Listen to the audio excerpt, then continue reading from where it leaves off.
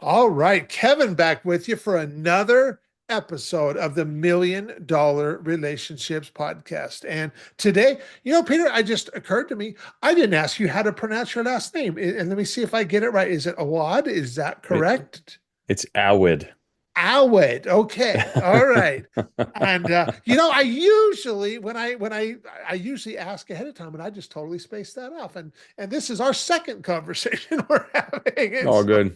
so, but I am just so excited to have you on the show with us today. And I want to start by just giving a shout out to Kurt Ludhard.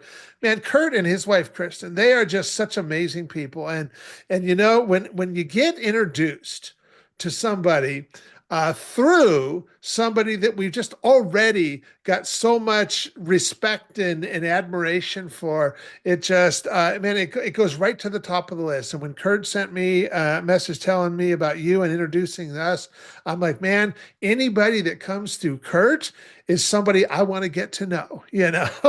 And what a testament right there to the power of right relationships. And Yeah. so, Peter, I'm really excited to be having this conversation with you. I want to dig right in. I want to turn it over to you, so we can set a little bit of context, so we can let the listeners know a little bit about who you are, what you do, who you serve, and even more importantly, what inspires you most about the work you do and the impact that you get to make in the world. And I'd love to hear some of the backstory too, because I'm always fascinated to hear an entrepreneur's backstory. Yeah, it's fun, man. Thanks for having me, dude. And yes, I Yeah. echo what you say. Kurt's amazing. I haven't Yeah. gotten to meet his wife yet, but he's an incredible human being. So I'm an executive leadership coach to Christian businessmen specifically. And when you hear my story, you'll know why.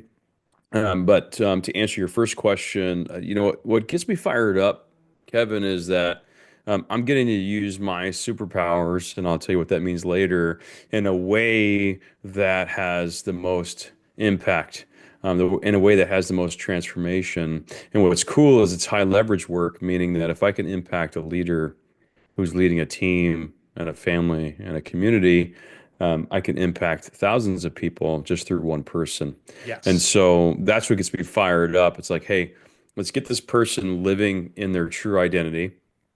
Let's get all this muck and grime and stuff that they've collected over the years. Let's get all that scraped off so they can be living in their true purpose and their true identity and making the biggest impact that they were designed to make so that they can impact the others around them and do the same with those folks that they're leading. So that's why I get fired up. This is why I feel like this is the most important project I've ever worked on in my entire life because it has the chance and the likelihood for the most impact in the world. Yeah. Yeah. So, um, what is what's an example? And I don't want you don't have to name names or anything like that, but what's an example of a result that you have helped one of your clients get that you are just incredibly proud of? Mm. The most recent one speaks to me right now, where I was leading a leader through an exercise.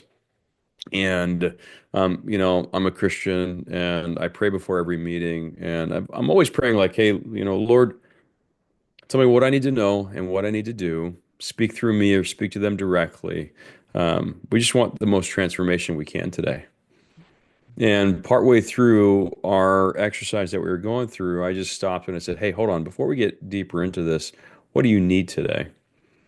And it took us down a path where we ended up in a place where, I'm a guy that asks why over and over and over again because a lot of times as coaches, a lot of times as friends, a lot of times as leaders and mentors and consultants, we are putting band-aids over things. And what do I mean by that? I mean that Kevin, you come to me and you've got a problem, and then I start, asking you a couple questions, but then I provide solutions to you. When really that problem is a symptom of something that's way deeper. And if we solve for that surface level problem, we're just putting band-aids over things. And when we do that, we just keep finding ourselves in that same place, maybe a week from now, a month from now, a year from now. And so for the person listening that keeps finding themselves like Groundhog Day, like, dude, why am I here again? I thought I fixed this. It's because you didn't root it out. And so in this conversation, we dove deep and we found an assumption this guy had been carrying for a very long time. Wow. And we Wow. were able to root it out. And he sent me just the most beautiful text this week of like solving a problem that he'd been carrying with him his entire life. Wow. And we did Wow. years of work in that one session. And Yeah. I don't do very many one-on-ones anymore, but man, in that one-on-one, it was just like incredible.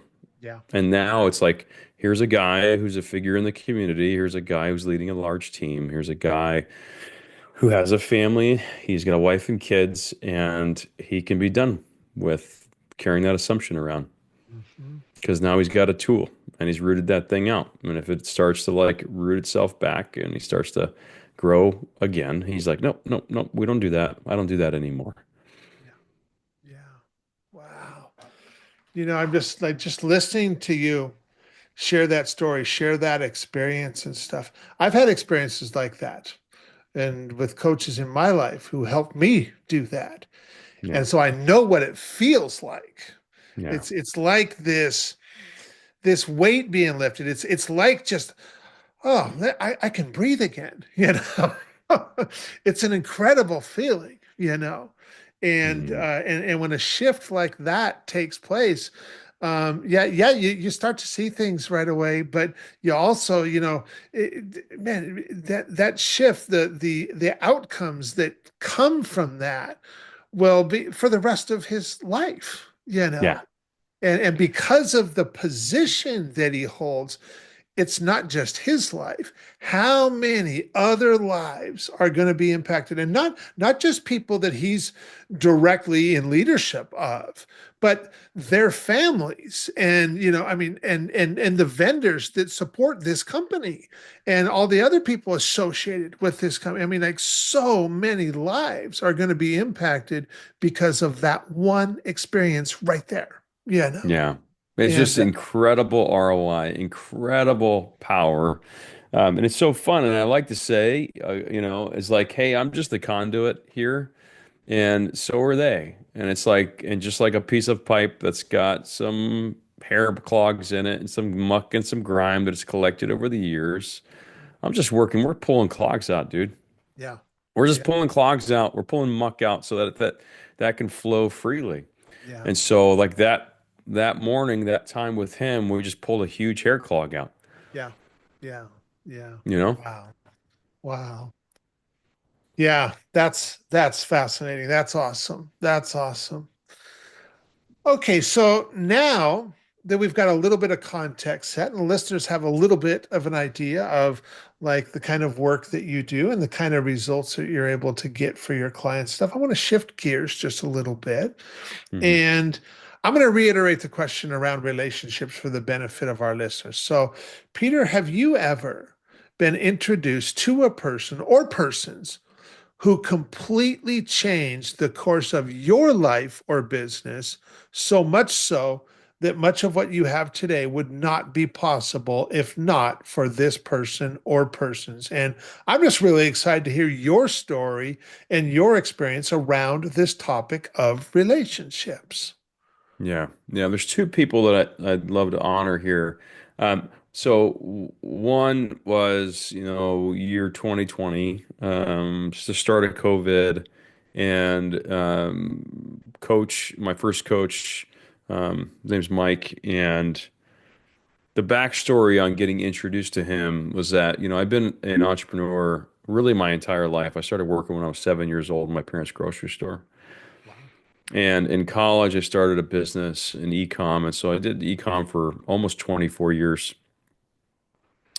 The thing was is that, and we just had celebrated our 21st anniversary. And so Melissa's been around for almost the entire journey of, adult entrepreneurship. Okay. And leading up to 2020, every couple of years, I'd have kind of a personal crisis.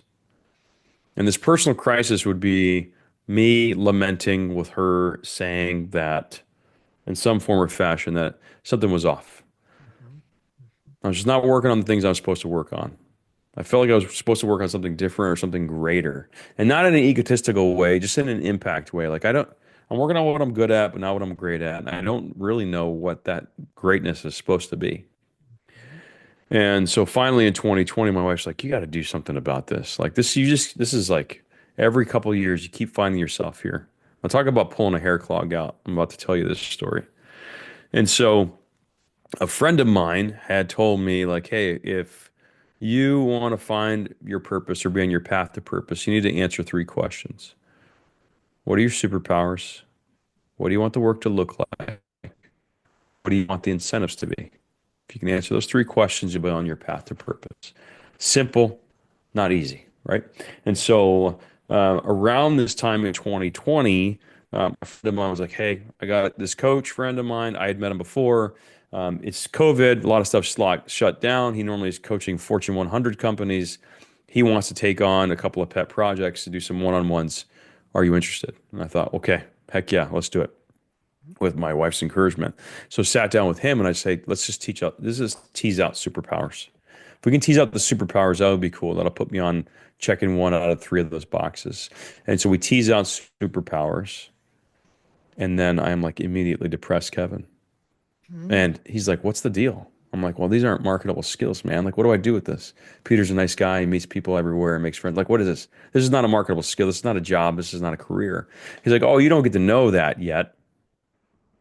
But this is going to be like that red Jeep that you decide to buy, and then you start seeing red Jeeps everywhere, and you think everybody else just decided to buy red Jeeps, but the red Jeeps have been there all along. You just didn't notice them.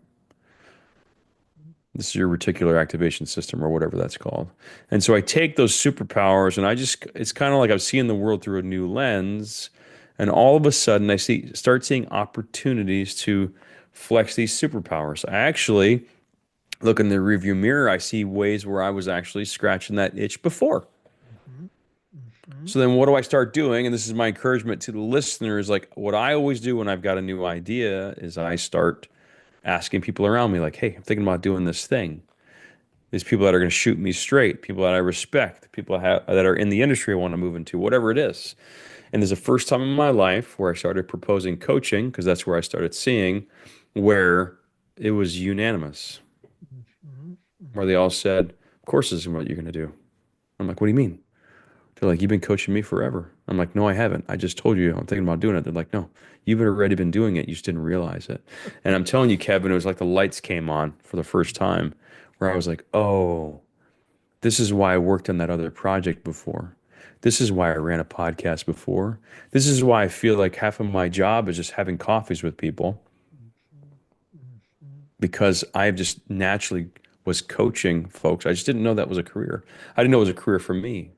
Yeah. And so, man, just going down that path was a beautiful thing. And it's all because this coach chose to spend the time to help me figure out, like, what was Peter really put on this earth to do? And not a vocation, not an occupation. That's the clarification I want to have with everybody here is it is the ingredients. So your superpowers are part of your calling that you can then live out in many different occupations. And see, we get it in, especially in Western culture, we get them all mixed up. Okay. Okay. Like I get to use my voice for good and transformation. Mhm. That might look like coaching, Mhm. might look like podcasting. Maybe in 10 years I'll be keynoting. I don't know. Doesn't much matter. I'm still Peter living out his calling of using his voice for good and transformation. Mhm. Just right now, it's in leadership coaching, and that's what I'm doing. Mhm. Yeah. Wow. And so finding this, and so how long? So this was 2020, and Hmm. so that's when you really so we're talking you've been doing this for about 5 years now. Then as the time we're recording this and stuff, and Yeah. and so, but yet people said you were doing it already and stuff. So how long would you say, now hindsight is always 2020 when we start looking back. How long would you figure you'd actually been doing this without realizing you were doing this?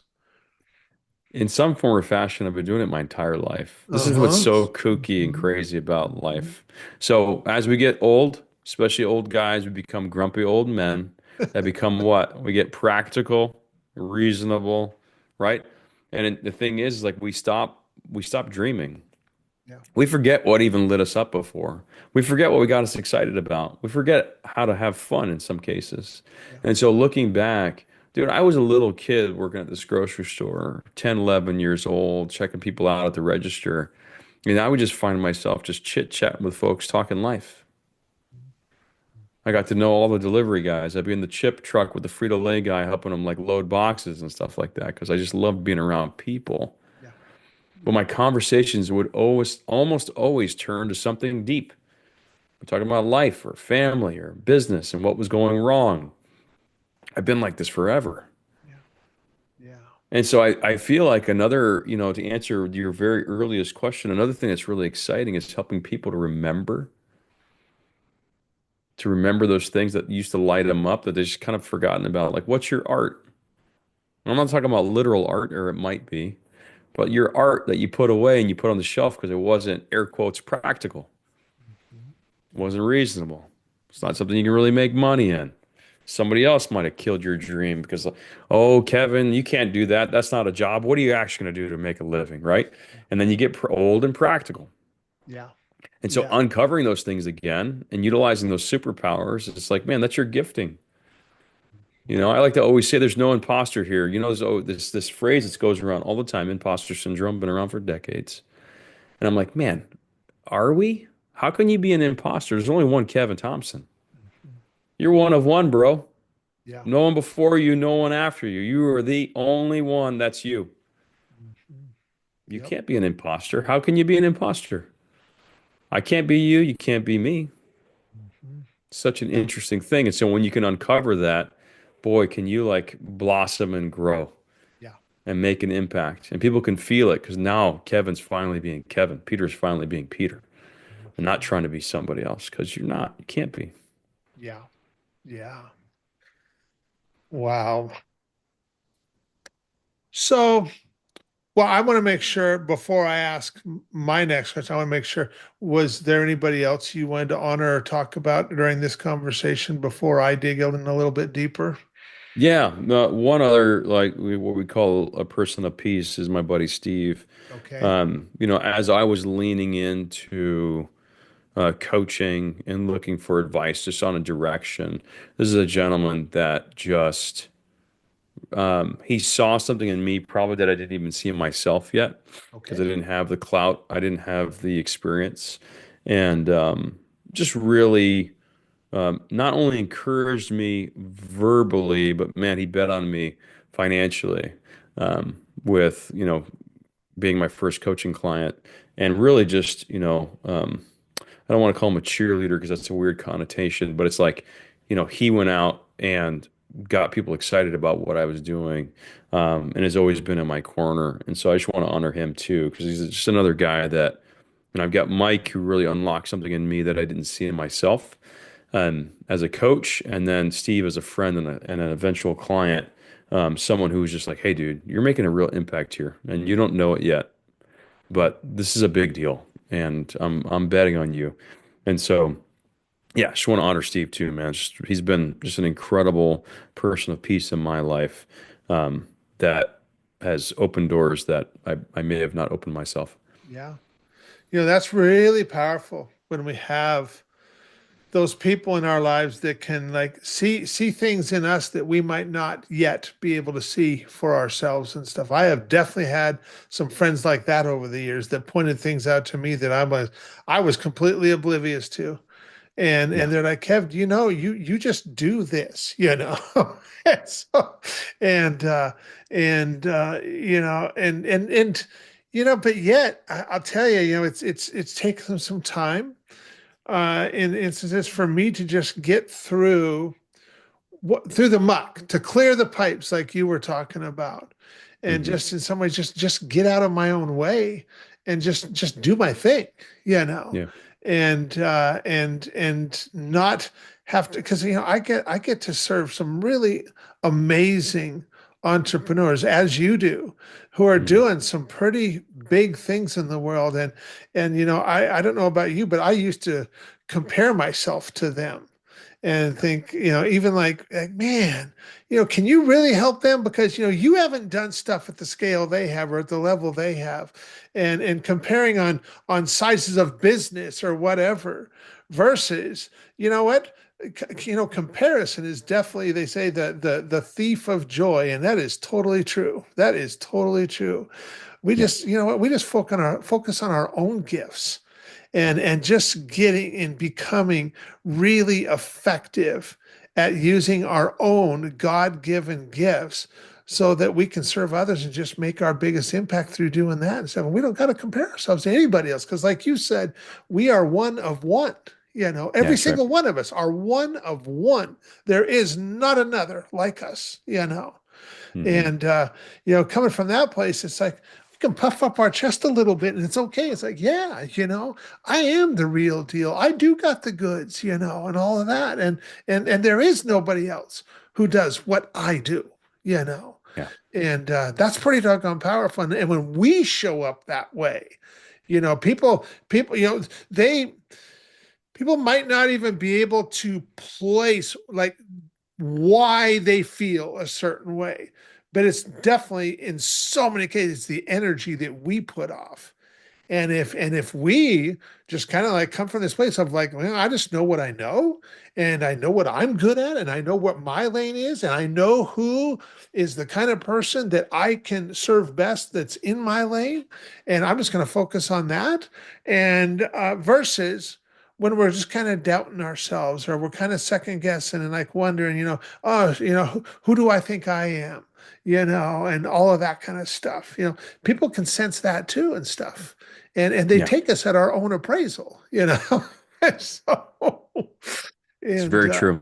yeah, yeah. So well, okay. So now I'm curious. We've talked about these two people, and so I want to dig just a little bit deeper. And so, and you've kind of alluded to some of this, but I want to dig deeper, and I want to ask this question a specific way. So, I want you to think about because I'm sure you'll be able to come up with a number of examples of this, but just one that comes up top of mind for you.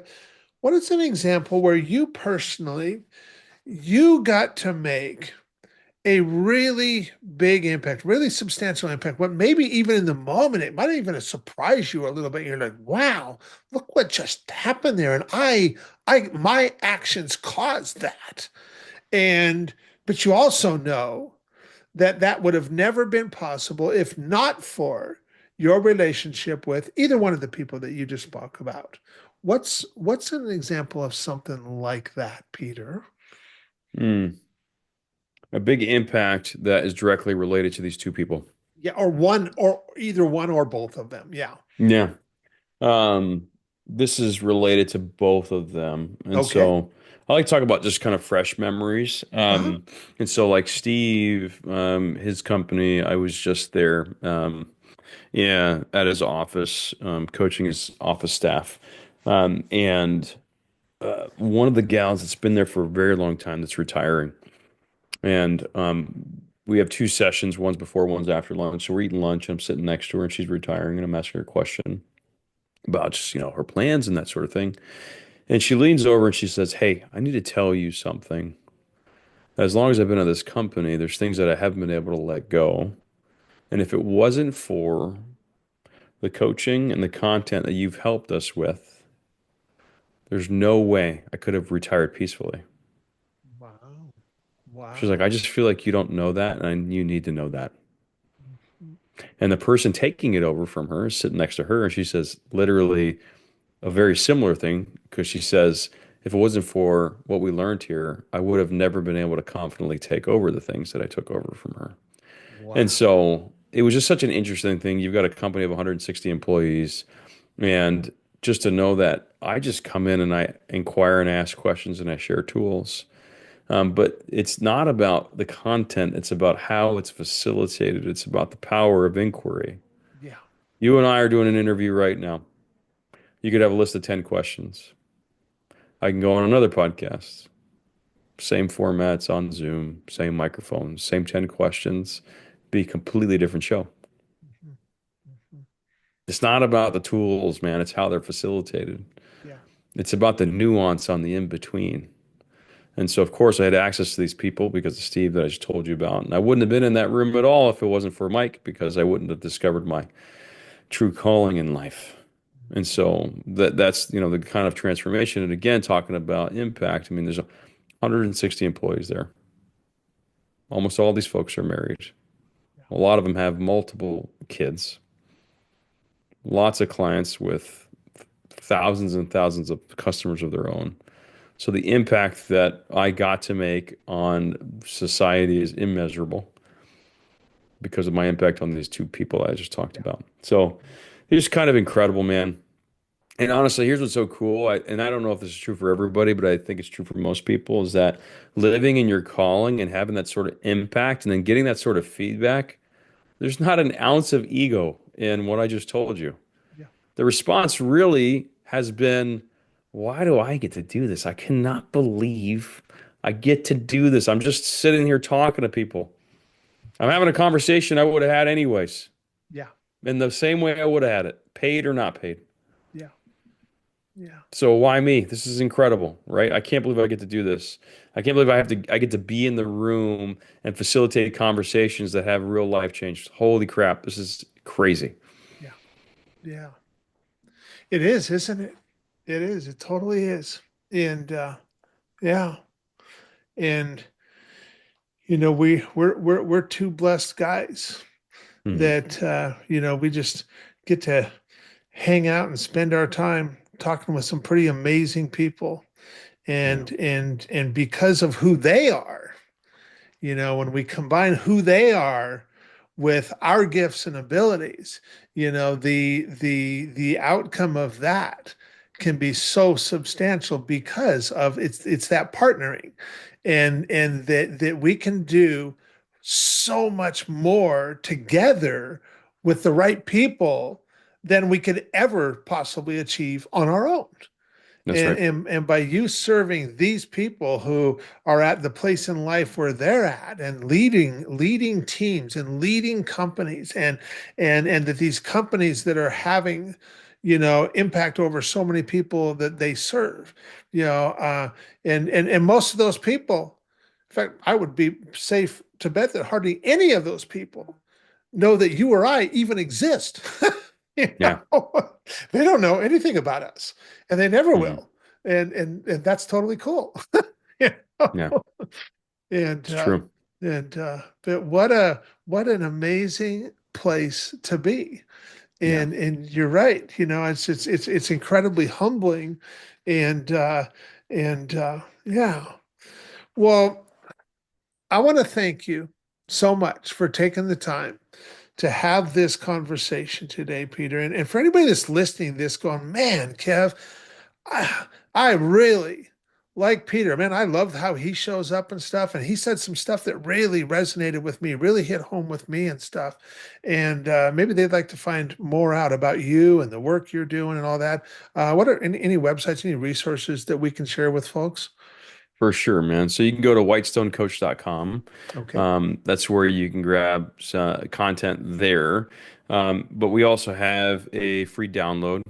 It's a free resource called Five Secrets to Leading Biblically While Okay. Growing Revenue. And so if that's interesting to you, you just text Whitestone, two words, to 55444.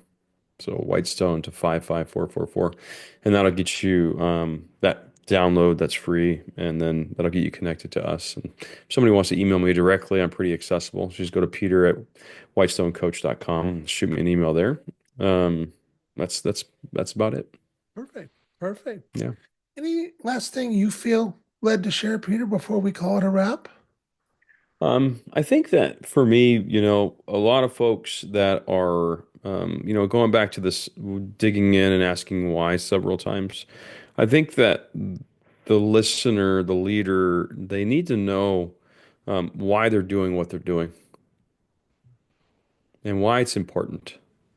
We got a lot of leaders running around like chickens with their heads cut off because they just don't know why. Yeah. Yeah. And every way, every hack, every tactic, every guru, every tip, every trick looks like the right information. And it does because they don't know who they are.